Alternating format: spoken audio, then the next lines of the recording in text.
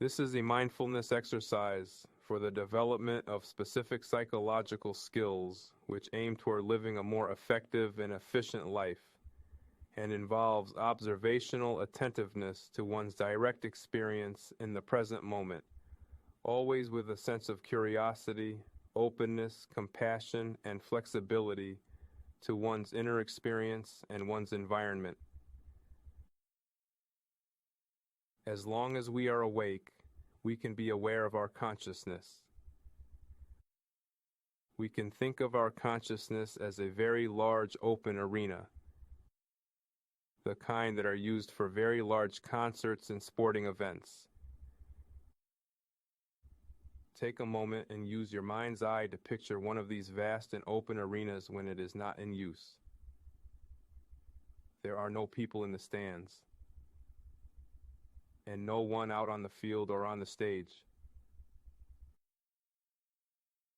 Now imagine that this is your arena of consciousness. Everything that you can be aware of at any given time is all occurring within the confine of your arena of consciousness. And what can you be aware of? To start, we can be aware of our physical environment through our senses. So that's everything that we can see, hear, smell, touch, and taste. We can also be aware of physical sensations within our own bodies. We can also be aware of what we call thoughts. Thoughts can seem like an ongoing commentary, an inner monologue, or a question, or a worry, or a doubt, or a memory of a past experience, or a prediction about the future. Thoughts can carry an emotional charge. When the memory of a past experience plays like a film, we can often experience the emotion all over again. We may even experience a strong but different emotion now as we reflect on a memory.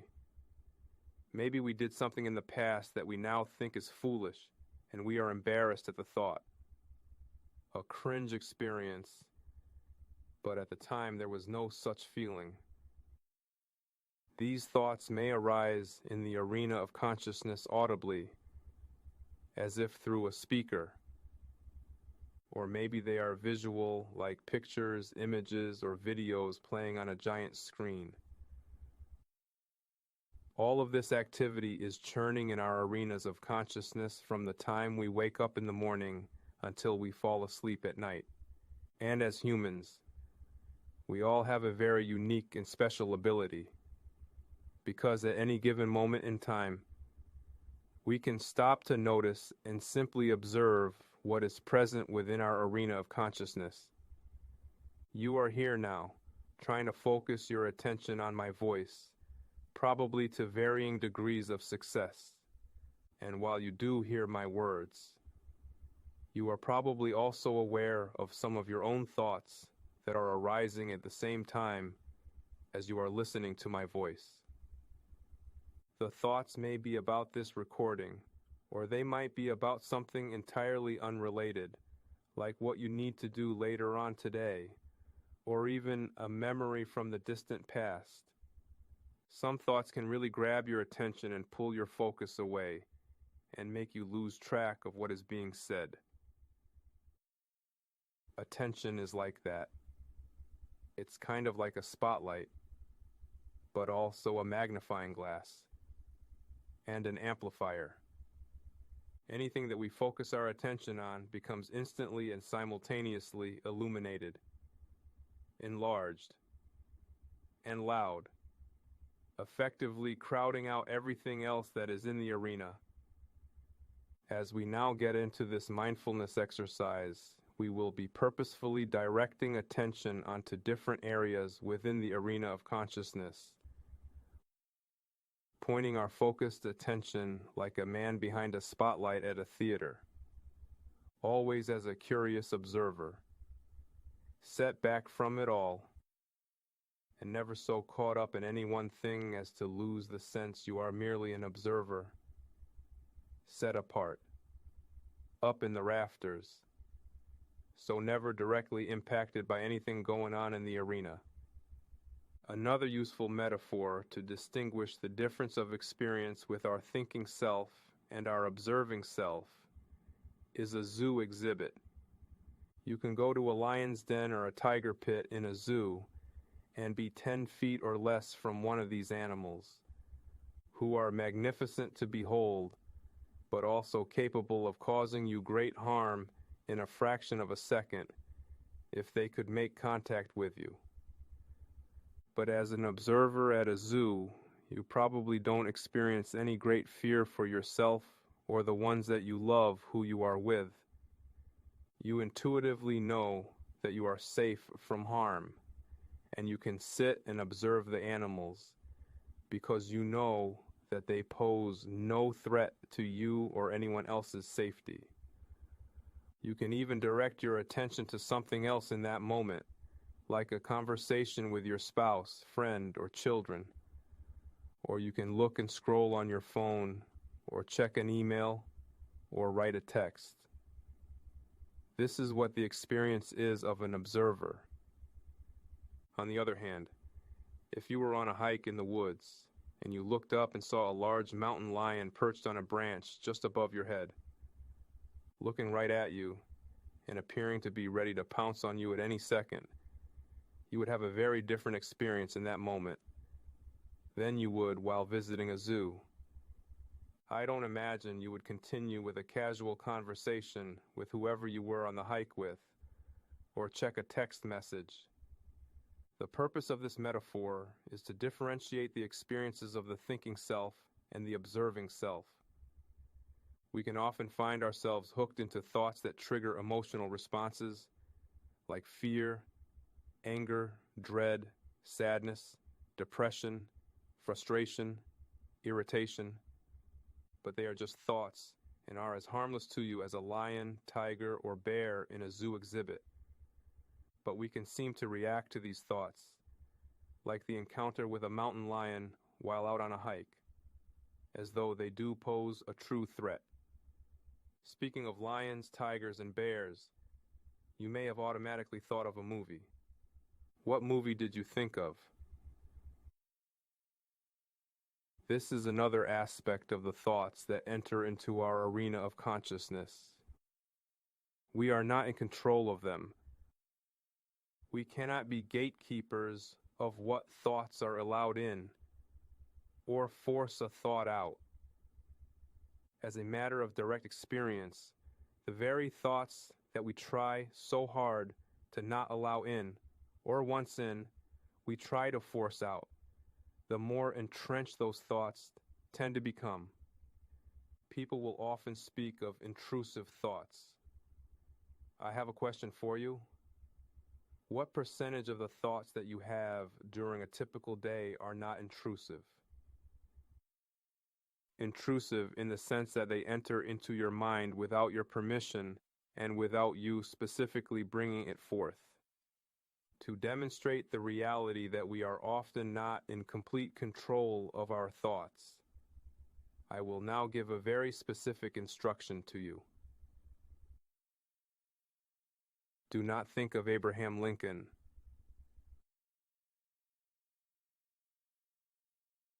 Do not allow a thought in your mind about anything that has to do with Honest Abe. Don't think of the top hat that he wore or the beard on his face, nothing about him at all. How successful were you in keeping the 16th president out of your mind? Probably not very successful at all. I could have offered you $1 million if you were able to keep Abraham Lincoln out of your mind for 60 seconds just then. I could have threatened some severe consequence if you weren't able to keep him out of your conscious mind, and you would not have been able to. Yet we often hold on to this belief that we can be in total control of our thoughts. Those that come in, those that stay, and those that go away. So let's now get into the exercise. The objective of this exercise, and others like it, are specifically to get you, the listener, in touch with this ability to engage the part of yourself that is able to be a pure observer of experience. I am certain that you have this ability, even if you don't fully understand it at this moment. So if you are willing, just listen to my voice and guide your attention along the pathway of my instruction. See if you can be a curious observer of what you can be aware of within your consciousness, and notice how your experience changes as you shift the spotlight of your attention. You will probably notice that the spotlight of attention will often seem to get pulled into a particular thought. This is normal and natural. This is just what our human mind does. As soon as you have realized that this has occurred, just gently acknowledge the specific thought that hooked you and gently redirect your spotlight of attention back to my voice. This will undoubtedly happen repeatedly throughout these mindfulness practices, and it is only through your continued effort of training your attention that will build up your ability to observe and notice thoughts, and also notice how thoughts influence emotions, and then quickly refocus on what is most important and useful, which is typically your direct experience in the here and now. When this skill is practiced 10 to 15 minutes daily, it will become a habit that will naturally and without effort begin to extend into your daily life and truly transform how you experience life. This ever-increasing ability to focus attention will become the basis of a kind of liberation of the mind that is necessary to experience the true richness and meaningfulness of life. So, as we begin this practice, you should be in a comfortable environment, one where you are able to sit or lay comfortably. Remember, our consciousness is like a large open arena, and inside of this arena are thoughts, senses, sensations, and emotions.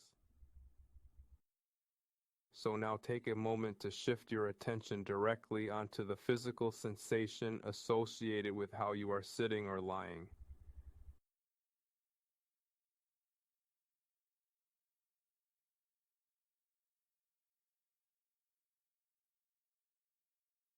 See if you can really notice the downward pull of gravity on your body.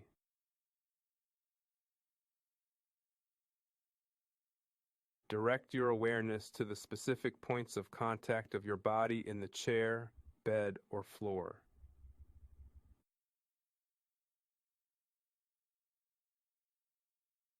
Now, expand this awareness to cover the entirety of your body.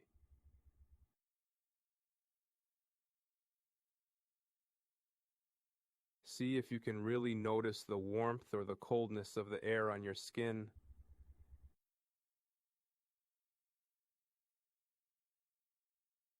And notice that it is not you who is in control of these sensations.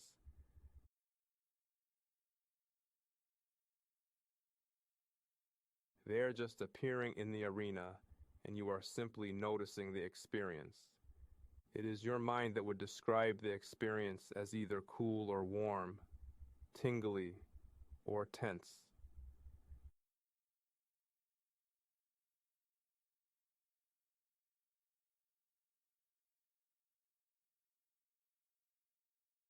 Now narrow your attention down from your entire body and onto the back of your head,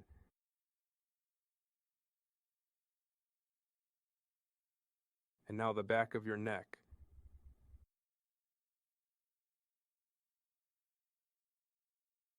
See if you can really focus your attention on the sensations on and within your arms and hands.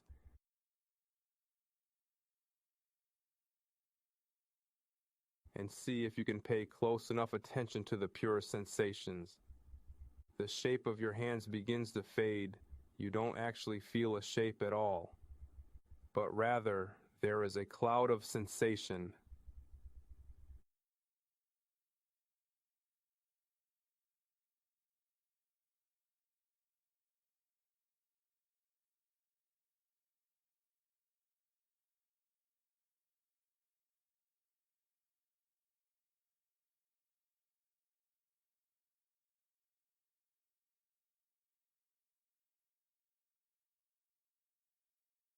Throughout this exercise, thoughts will arise and often pull on our attention.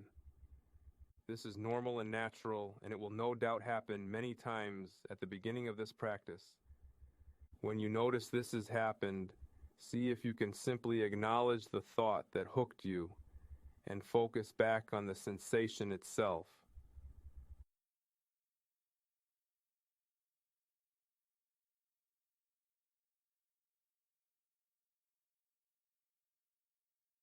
Now move your spotlight of attention away from the sensations of your body and toward the experience of sound, and notice what you are able to hear.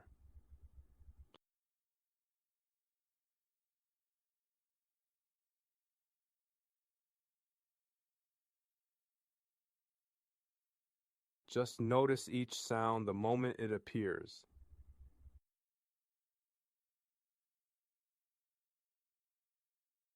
And notice, too, how you aren't making any of these sounds appear.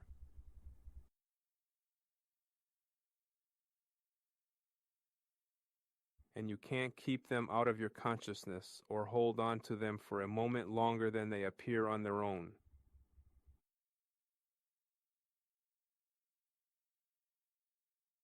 You can only hear them when and as they arise.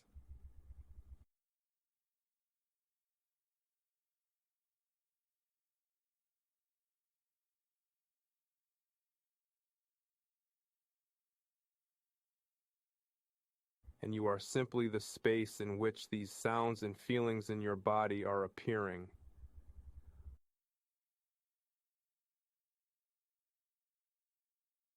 All of these phenomena are appearing in the same space of consciousness, and the moment you discover you're lost in thought, see if you can just notice the thought itself as it arises within this same space.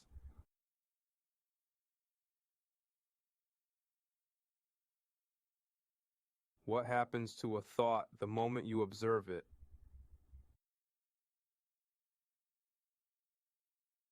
Can you hold on to the sound of my voice at the end of this sentence?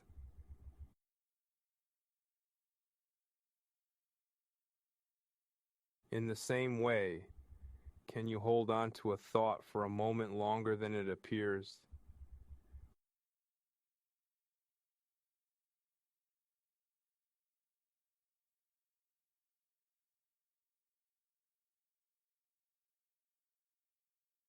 Now move your spotlight of attention away from what you are able to hear and toward the experience of what is available to you through sight. If your eyes are closed, open them and look around and notice what you can see in this moment, even if you are in a room that is completely dark.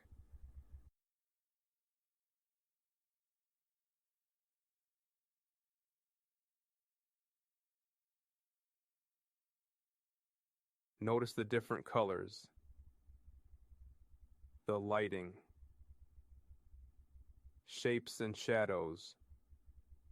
If you are sitting by a window, look at the world outside and notice what you can see.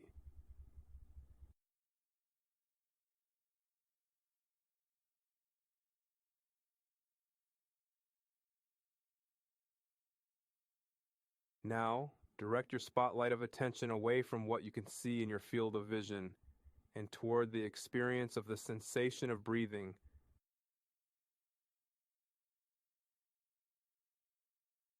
Cover with awareness the full cycle of your next breath.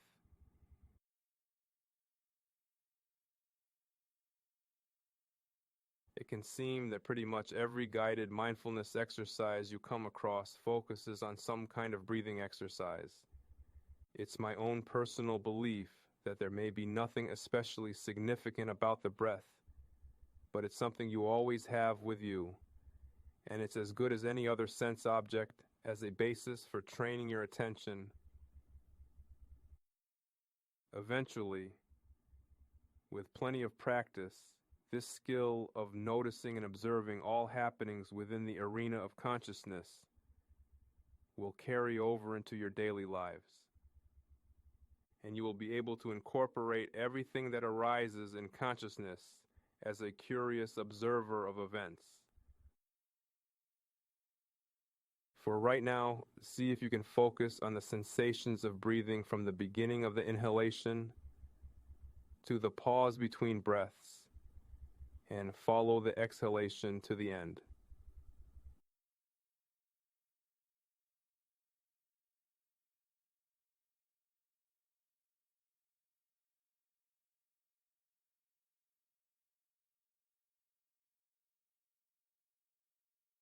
See if you can really cover the breath with awareness without need to control the breath, but rather just letting it come in and then out. Cover with awareness the full cycle of your next breath.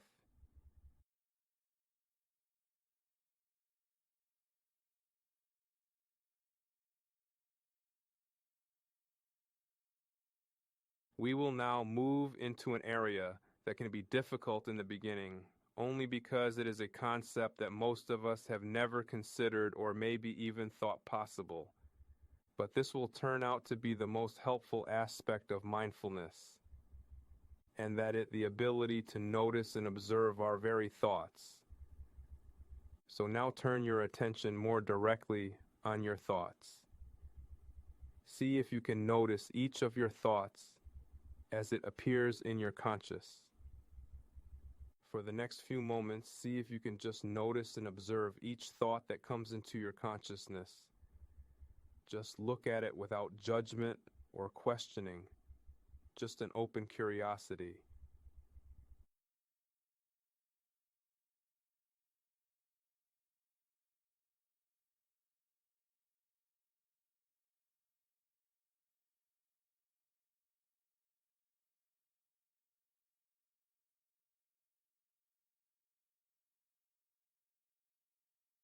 If a thought is visual, observe it like it's on a movie screen, and you are in a seat, casually observing what's on the screen. If the thought comes across audibly, treat it like a radio playing in an office waiting room or a gym. No one thought is necessarily good or bad, right or wrong, true or false. Thoughts are just thoughts. They come and they go.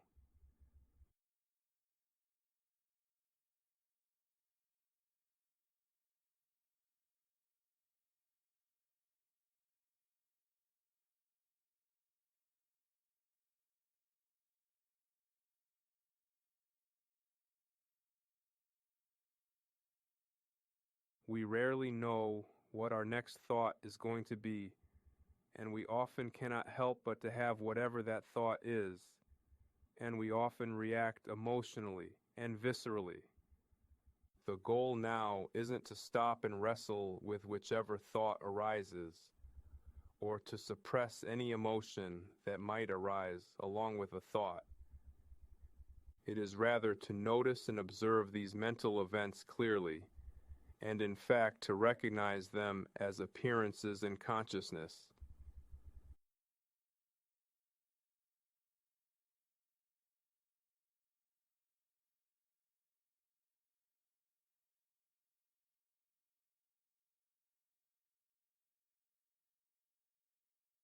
This can seem to be a very difficult thing to do in the beginning of this practice. So for the time being, the moment you realize that you are in a thought, or that you are a thought rather than an outside observer of the thought, just acknowledge the thought, step back from it, and observe the thought as it fades away, just as easily as it first appeared.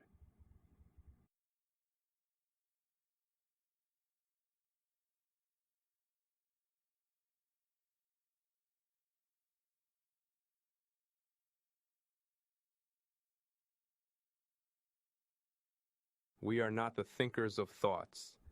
Thoughts are non-material figments that arise from within our arena of consciousness, and so we can observe them as they are, like you can observe a lion at a zoo exhibit. You can holler and whoop at that lion all you want and try to get it to change its behavior in any way. But ultimately, that big old cat is going to do what it's going to do. And aren't most of our thoughts like that too? So the goal isn't to stop your thoughts or change them or to suppress any emotion that might arise along with them.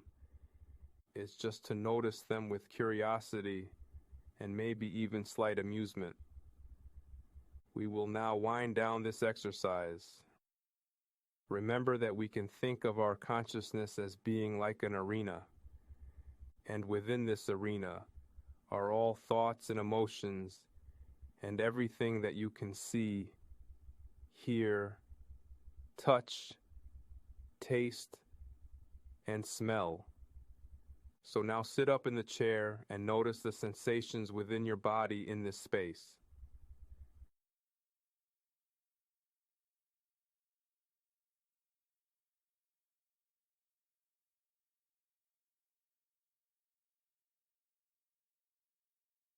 Now, look around and notice what you can see.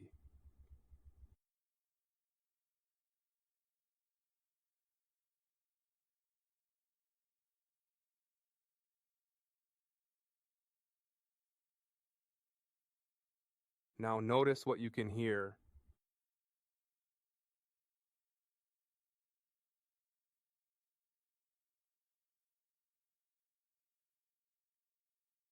Notice that there is a part of you in there that can notice everything.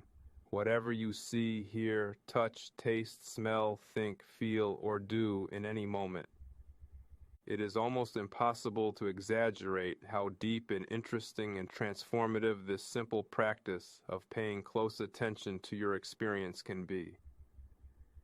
And unfortunately, there's no way I can prove that to you, short of getting you to do the practice, which is what you have just completed. So you have made a beginning, and I assure you, with simple and consistent practice, you will begin to notice a difference in a short amount of time. Like everything else in life, the more you practice, the better you will be. But this is not something that is going to take years or even months to begin to get a sense of making significant improvement.